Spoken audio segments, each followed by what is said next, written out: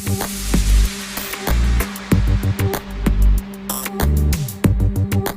guys, Nikolopoulos here with episode 19 of Road to the Universe. Man, we are getting close to my guest pose, which is in about 5 weeks, and then I've got the Mr. Universe in like just under 7 weeks, something like that. So it is coming along pretty fast. My energy levels are starting to fizzle out a little bit, not too much. I've still got plenty of energy to train, but that's because I know that when I'm in the gym I have to use as much energy as I can. But now, I trained a couple of hours ago. I just had a post-workout meal before, and I'm feeling a little bit flat now. But that's to be expected. If my energy levels were really high, I'd probably be worried. Normally, for the last 5 weeks of a contest prep, I'd be feeling pretty shit. So it's getting there. When I start feeling shit, I start looking good. That's how I usually go. That's what I go off. So, got a training video for you guys now. Trained back. Did a fair bit of volume for my back workout. So, check it out. It's coming out right now. So, what do I do for my back workout when I'm like 7 weeks out from a big competition? The answer is absolutely nothing different to normal. I don't change anything. I learnt my lesson from past contest preps where I've tried to lighten the weights, and I thought doing drop sets, supersets, giant sets, for each and every workout.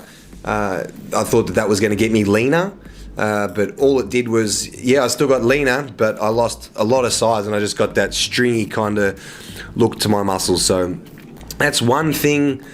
A bit of advice that I can give you guys, like when people say they're shredding or they're in a cutting phase, it should just be the diet. The training doesn't change. Your muscles adapt to whatever load you're putting on them. So if you're lifting heavy, they're either going to stay how they are. If you're really pushing it, either going to grow because they've got to suit the needs of your training style, or if you start lifting really light, they're going to say, okay, we don't need to be this big and strong anymore because he's not lifting, he's not needing us. So that's how I've always done things. As I said, I've learned through trial and error that lightening the weights too much is you're going to lose a lot of size, and that's the last thing that we want when we're bodybuilding. So dieting is hard enough as it is to try to keep the muscles. So that's why lifting heavy weights, making sure that you're still stimulating it with heavy weights, and of course, you're still going to isolate the muscles as well with certain exercises and have your squeezes and contractions and things.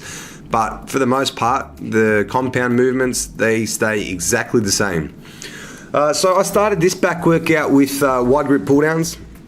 I think I did about 5 sets on this movement. So just trying to control it and just squeeze it down with my lats. So I do change. I experiment around sometimes with which movement I like to start with. Some weeks I'll start with a wide grip. Other weeks I'll start with a close grip. But the biggest thing I find with my lat pull downs is just controlling the negative. Even when it gets heavy, you see guys really using body momentum and swinging the out of these movements. When I get to the end, like you see now, then I'll start to use body momentum and swing it down. But I don't start like that at all. You should be able to get a weight, sit down and pull it with the muscle that you're trying to work. I'm trying to work my lats, so that's why I'm just using my lats. And then at the end, I'm trying to just get some extra reps in there. So that's why I'll use that momentum. And then from there, I went on to a barbell row. On the bench. I'm only doing it on the bench so that the plates don't hit the floor. Usually I would do it so that the plates don't hit the floor, but to be honest, today I just did it up. The plates wouldn't have hit the floor even if I did it on the ground. I just did it because I couldn't be bothered sitting the bar on the ground, so I just jumped up on the bench. So there's no special gain from doing it up on the bench like I'm doing it. Like I said, if I was doing it with a really flat back like I do sometimes, I would need to stand up on the bench otherwise because the plates would hit the floor. So just a standard barbell row here, guys. Oh look, the plate says standard barbell. And Nothing special. Just like I said, trying to do these compound movements just to keep as much mass on my back as I can. And this is another one that I change from week to week. You can see the angle of my body. I'll keep it up on like 30 degrees some days, and then other days I'll stay completely flat. So I find when I stay up higher, I can activate more lower lats. When I go down lower, I can activate more upper back, rhomboids, lats, all that kind of thing. So I do think it's important to have 2 different back days where you change the angle of all of your rowing movements. So you can't do everything in one workout, not with a body part like back. It's like legs. To be able to hit the whole back from top to bottom, you're probably going to be doing, 6, 7 exercises. So you're not going to get everything done in the one workout. So that's why I like to split it. And then I switched over to a underhand grip pull down. But this bar was a little bit too short. I tried it for the first time. I didn't really like it, so I switched back over to same grip underhand, but I did it on the wide grip bar. So it just allowed me to go a little bit wider. Now this is a really cool movement. This movement here, I find I can really pull with my lats where they insert under my armpits. So obviously your lats insert under your armpits, so the wider that you go on a wide grip pull down, realistically, you're shortening the movement. People think the further that they grab those wide grip bars or chin-ups or whatever, they think that they're working their back more. You may be working your rear delts and maybe a little bit of upper lats, but you're not going to be getting a contraction on your whole back. So that's why I always try to incorporate an under grip pull down like that, where I'll stay pretty upright and I'll drive down with my elbows. So I can't stress enough how important it is before you start your set to really think about you're starting to pull with your lats, not your biceps, not your rear delts. You're going to start with your lats. So that's when this whole mind muscle connection comes into it. You've got to think about it, especially back. It's one of those muscle groups that you can't see, so you've got to really zone in. So that was that exercise, and then I moved over to a dumbbell row. Again, this workout I'm staying up a little bit higher than normal, so that's why I'm on like a 30-degree angle. And I'm just keeping the tension here and just going for it. So everything that you guys see is usually about 4 to 5 sets. I haven't filmed every set, but the working sets, when I get to a weight where I fail between 10 and 15 usually, I would stay on that weight for about 4 to 5 sets. So I did those dumbbell rows, and then I moved over to a cable row. I've only actually just started doing cable rows again. I took them out of my workout for a long time. I just didn't really find that I got a hell of a lot out of them. I would rather choose a barbell or a T-bar row over a cable row. But I've been doing these at like my second last exercise for back for a little while now. And just really exaggerating the stretch there. I'm not going super heavy, so I'm not really putting my back at risk, but I am trying to really stretch my lats out. So it might look as if I'm rounding my back. I don't really give a shit. It feels good for me. At this part of the workout, I just like to get a really good stretch. So I've already done all my heavy barbell rows, all that kind of thing. So I'm just trying to get a nice stretch, a contraction on those seated cable rows.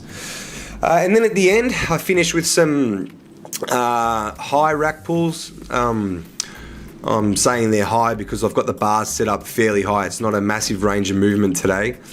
Reason being, I just find that I get a lot more out of my rhomboids, traps, and upper back if I've got it up a little bit higher. Some days I'll put it down a little bit lower, but I never go off the floor. I'll only probably go, at the moment, what's in like the third hole on the rack. Some days I'll put it in the first hole, and that's about as low as I go with my deadlifts. I just find a lot more back recruitment and upper back, and I can really just squeeze my lats when I do this movement. So I don't go too crazy with the weight. There's about 220 kilos there for about 12 or 15 reps, and I did about four sets or something there. So that is my back workout. So there you have it. There's my back workout. Nothing's changing really with my training. You guys aren't going to see any different kind of workouts. It's all going to be very basic. Obviously, I'm trying to keep the weights that I'm lifting fairly heavy as possible, and try not to get injured at the same time, which is a little bit tricky when you're when you're depleting a little bit and you're not eating as much food as you used to. Even yesterday, I put up a post on my Facebook after I trained legs that I had a slight strain in my IT band in my quad. So that was a pain in the ass. I was like, I finished hamstrings and I started training legs. I warmed up, did all my leg extensions, then I went on to squats. 1 plate, 2 plates, 3 plates, and when I got up to 4 plates, I don't know, on the way down the reps or whatever, my legs were just super tight and I just strained something, so I had to stop the workout. So, things like that happen, but, you can't be scared of lifting heavy in a contest prep. You still have to do it. Obviously, there's a risk that you could get injured, but hey, that's why some guys excel at this and some guys don't. You have to not be scared to get injured. As soon as I did that, I played around with a couple of different exercises, a couple of different movements. I'm not stupid. I didn't continue to do squats. And that's the main thing. If I've got a minor injury like that, I would rather stop, put ice on it, let it recover. Saw my myotherapist, straight away, worked through it, and that's it. Now I'm just resting it, and it's going to be good to go in a couple of days, I reckon.